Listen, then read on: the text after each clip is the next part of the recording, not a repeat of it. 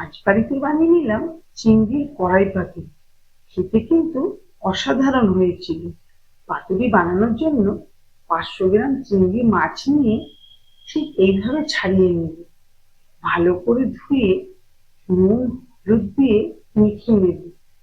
একটা mixing jar নিয়ে 1 চামচ কালো সর্ষে, 1 চামচ পোস্ত, 4টে কাঁচা লঙ্কা নিয়ে একটা মিহি পেস্ট তৈরি করে নেব।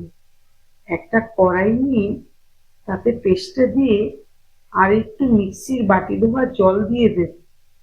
পরিমাপ মতো নুন, হলুদ, লাল লঙ্কার গুঁড়ো দিয়ে ভালো করে মিশিয়ে চিংড়ি মাছগুলো দিয়ে উপর থেকে 2 চামচ সর্ষের তেল দিয়ে ভালো করে মিশিয়ে নেব।